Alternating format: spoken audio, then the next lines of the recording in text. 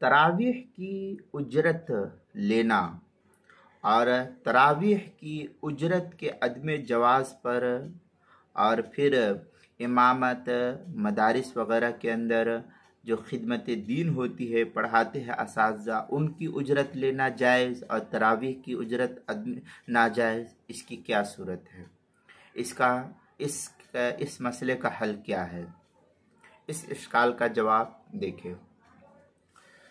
चुनांचे तरावीह की उजरत नाजायज़ है, इसके बरक्स इमामत है, खिताबत है, तदरीस है और मदारिस वग़ैरह के अंदर, मकातिब वग़ैरह के अंदर बच्चों को पढ़ाना है, इसकी उजरत लेना जायज़ है।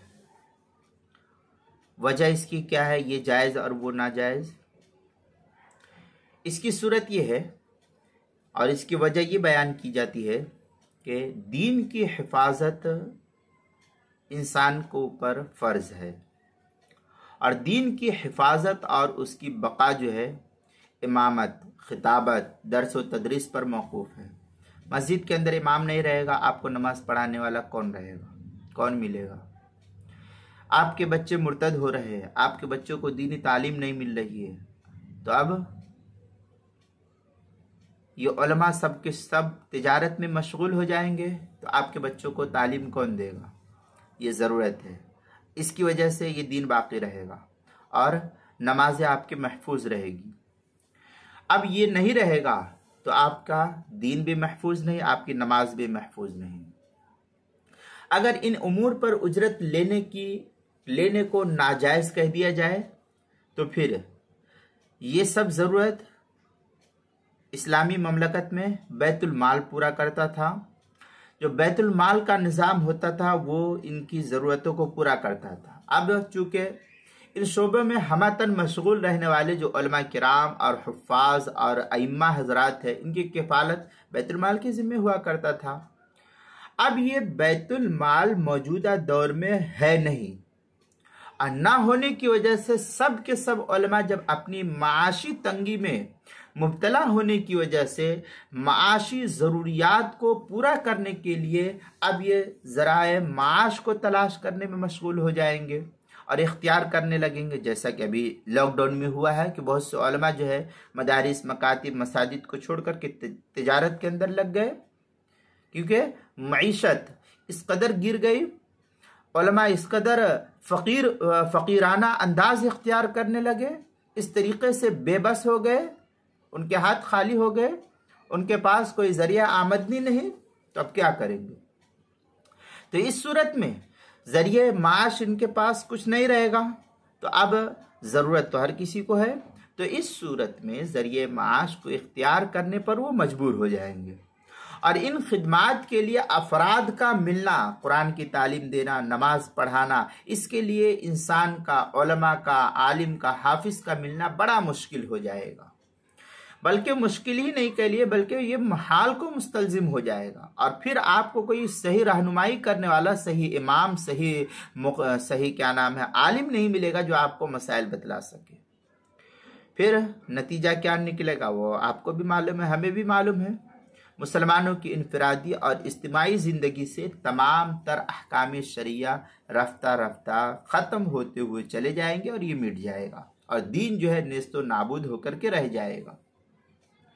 इसलिए बैतुल माल का निज़ाम चूँकि दरहम बरहम हो जाने के बाद और इस्लामी ममलकत के ना होने की वजह से, बैतुल माल से उलमा को वज़ाइफ ना मिलने की वजह से, बाद के फ़ुक़हाए मुतअख़िरीन उलमाए अहनाफ ने इन उमूरे दीनिया पर उजरत लेने को जायज़ करार दिया है,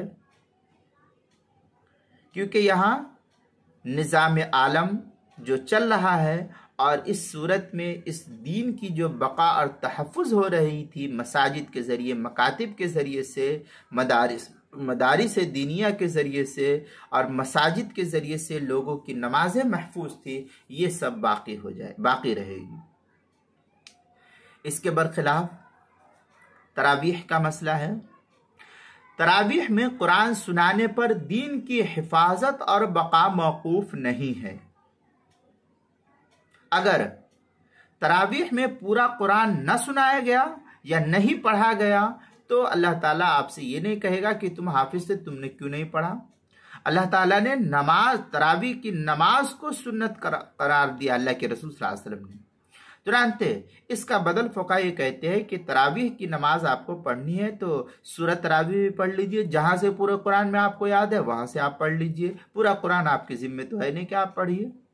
इसलिए दीन की बका तरावीह पर मौकूफ़ नहीं है। कुरान की हिफाजत की जिम्मेदारी है तो ये मदारिस के ज़रिए से बाकी है, मकातिब के ज़रिए से बाकी है।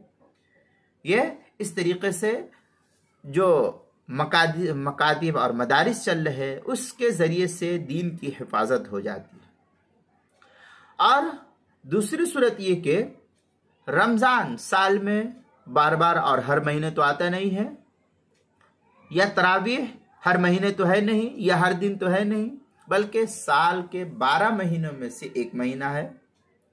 अब ये सिर्फ एक बार आता है जब रमज़ान, और तरावीह का मसला एक मरतबा साल में है, तो हाफिज कुरान का कोई ना कोई जरिए माश या दरसो तदरीस का सिलसिला ज़रूर होता है। ऐसा तो नहीं है कि साल के 11 महीने ये हाफिज घर में बैठे रहते हैं, कुछ खाते पीते नहीं, और एक ही महीना ये कमाते हैं और उसी से पूरा साल का 12 महीना चलता है। ऐसा तो नहीं है जिससे वो पूरा साल का गुजर बसर करता है, बल्कि उसकी माशी और वो जो माश के जरिए जो कारोबार है या जो कुछ भी करता है वो उसकी माशी इसी एक माह की उजरत पर मौकूफ नहीं है कि आप इसी को उजरत दिया जाए, इस पर उजरत दिया जाए।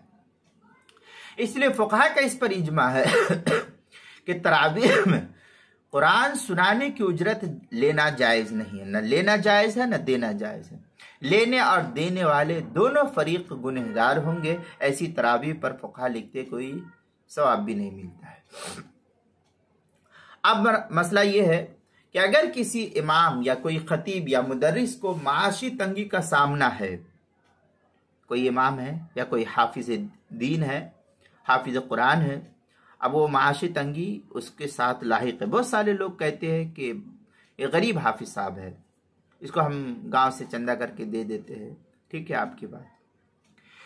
तो माश की वजह से ये तंगी का सामना इनको करना पड़ता है और तनख्वाह से उसका गुजारा बहुत मुश्किल हो जाता है। तो अहले महल्ला की दीनी और अखलाकी और जिम्मेदारी बनती है इस सूरत में कि उसकी तनख्वाह में बक़दर ज़रूरत इजाफा करे ताकि वो फरागत और दिल जमई से दीनी खिदमात सर अंजाम दे सके। बहुत सारे हुफ़्फ़ाज़, उलमा, अइम्मा, मदारिस में पढ़ाने वाले उलमा कितनी तनख्वाह है? 5,000 रुपया, 8,000 रुपया, 10,000 रुपया। इस तनख्वाह से, इस कलील तनख्वाह से क्या हो सकता है आप खुद अंदाज़ा लगा लीजिए। ये मुसलमानों की दीनी दुनियावी और जिस्मानी ज़रूरियत से ज़्यादा बड़ी अहम और ज़रूरत है कि उलमा और हुफ़्फ़ाज़ और अइम्मा और कुर्रा को माशी ज़रूरतों से बेफिक्र करे, उन्हें खिदमत दीनिया के लिए फारिग कर सके ताकि आपकी औलाद महफूज रहे, आपका दीन महफूज रहे, आपका ईमान महफूज रहे। इसी में आवाम और उनकी आइंदा नस्ल की दीन की हिफाजत है, वरना नहीं हो सकता है। अब अगर मैं कहता हूँ कि ये माशी तंगी में मुब्तला है तो आपके लिए ज़रूरी है कि इनकी तनख्वाह आला से आला कर दीजिए। और अगर कोई हाफिज आता है तरावीह पढ़ाने के लिए, वो ज़रूरतमंद है, मुस्तहिक है, तो अल्लाह ने मुस्तहिक के लिए ज़कात का हुक्म दिया है कि ऐसे मुस्तहिक जो ज़रूरतमंद है उनको आप ज़कात दे दीजिए। तो आप ज़कात दे देंगे, ज़कात देने में कौन सी कमी है उसके अंदर कि अल्लाह ने हुक्म ही दिया है कि मुहताज और मिस्कीनों का हक़ है ये। तो ज़कात अगर आप उनको देते हैं तो उसमें कौन सी बुराई की बात है? अल्लाह ने तो हुक्म दिया है कि तुम जो है मालदारों से लो और गरीबों को दे दो। तो अगर ये हाफिज साहब गरीब है, मुहताज है, तो आप अपनी ज़रूरत की, आप अपनी माल की ज़कात निकालिए और उस हाफिज साहब को दे दीजिए। इसमें कौन सी बुराई है? उलमा और अइम्मा को भी चाहिए कि अल्लाह ताला के दिए हुए माल पर कनात करे और इखलास व इस्तिगना से उसूल शरिया के मुताबिक दीन की खिदमत में मशगूल रहे, ये तो एक अलग बहस है। लेकिन चूँकि ज़रूरत हर किसी के साथ लगी हुई है, इसलिए मस्जिद के ज़िम्मेदार, मदारिस के ज़िम्मेदार जो है तनख्वाह के सिलसिले में अइम्मा उलमा का खूब ख़ास ख्याल रखे। इस सूरत में कि जो मसाजिद के अइम्मा है, मैं ये कहता हूँ कि आप 5 वक्ता नमाज़ पढ़ने आते हैं, तो हफ्ते में आप अगर अइम्मा को, जो नमाज पढ़ाने वाले इमाम है, आप उसको अपनी कमाई में से हर जुमा को 100 रुपया दे दीजिए।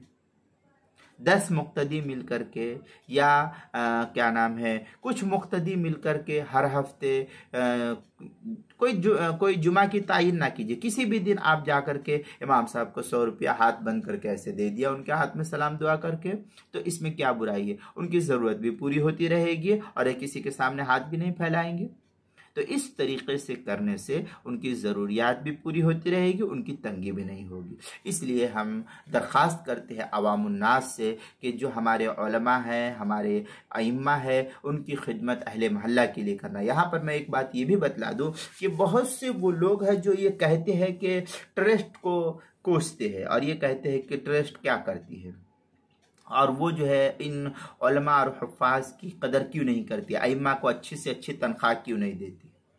बहरहाल ये तो ट्रस्ट का मसला है, वो क्यों नहीं देती है तो वो खैर वो जाने और उसका अल्लाह जाने, हमें उसका इल्म नहीं।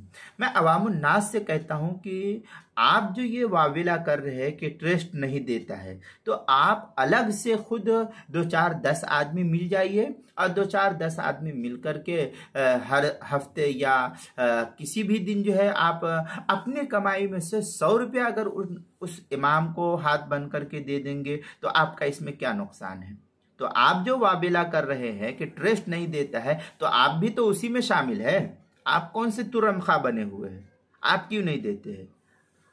अल्लाह ने आपको भी माल दिया है ना, तो आप ट्रस्ट के जिम्मे क्यों इस चीज को डाल रहे हैं? ठीक है, वो ट्रस्ट दे रहा है नहीं दे रहा, उससे कोई सरोकार नहीं। मैं आपसे दरख्वास्त कर, मुक्तदी से मैं कहता हूं कि मुक्तदी हजरात जो है अइम्मा की खिदमत करे और उनको बंद मुट्ठी जो है आप हफ्ते में 50 रुपया बंद मुट्ठी ले जा करके दे दीजिए, 100 रुपया ले जा करके दे दीजिए। 10 आदमी मिल करके अगर हर हफ्ते या 15 दिन में 100 रुपया ले जा करके दे देंगे तो ये इमाम साहब का भला नहीं होगा। तो आप भी तो उसी कैटेगरी में आ रहे हैं जिसमें ट्रस्ट आया हुआ है। अगर इमाम की तनख्वाह 10,000 रुपया है या 11,000 रुपया है या 15,000 रुपया है, इसमें उनकी ज़रूरत पूरी नहीं होती है, तो आपके ज़िम्मे भी बनता है कुछ आप 10-15 आदमी मिल करके और जो है एक कमेटी बना करके 10-15 आदमी के या 25-30 आदमी के या जितने भी आदमी है 100 रुपया जमा कीजिए और महीने में वो जा करके जो है ले जा करके इमाम साहब को हदिया दे दीजिए। इसमें कौन सी बुराई है? तो आप भी तो उसी के अंदर दाखिल हो रहे हैं कि आप भी नहीं दे रहे और चिल्ला रहे हैं कि ट्रस्ट नहीं कर रहा। आप अगर मस्जिद में दे रहे तो ये मस्जिद का पैसा भी इन्हीं की जरूरतों पर खर्च होता है। लाइट है, पंखा है, बिजली बिल है, ये सब इस्तेमाल होता है। अइम्मा की तनख्वाह है, मुअज्जिनीन की तनख्वाह, इसको देते हैं। तो आप अगर मस्जिद में देते हैं तो आप अइम्मा की खिदमत भी कर सकते हैं। लिहाजा बंद मुट्ठी करके आपसे मैं दरख्वास्त करता हूं कि आप इन उलमा को, अइम्मा को बंद मुट्ठी करके ले जा करके इस तरीके से हदिया दे दिया कीजिए। ठीक है, ये आपसे मेरी दरख्वास्त है। चुनांचे अब देखिए आगे की जो बात थी, ये तो कुछ जायद ज़रूरी बात थी जो आपके जहन में मैंने कहा कि बात डाल दो। हुफ़ाज़ किराम, जो उलमा, जो हुफ़ाज़ किराम होते हैं अमूमन, ये चंद टकों की खातिर कुरान मुक़द्दस के साथ बड़ी महरूमी का ज़रिया, बड़ी महरूमी जो है इनके लिए पेश हो जाती है कि कुरान मुक़द्दस को पढ़ते भी है और इसके ऊपर इनको कोई सवाब भी नहीं मिलता है। इसलिए इसलिए जो है फ़ुक़हा लिखते हैं इक़राउल कुरान वला ताकुलू बिही, यानी कुरान पढ़ो और उससे कसब का ज़रिया ना बनाओ, यानी उससे कमाई का ज़रिया ना बनाओ। तुम जैसे तरावीह पढ़ाया और उसके ऊपर जो है पैसा मांगा या पैसा लिया, तो ये भी उसी के अंदर दाखिल है।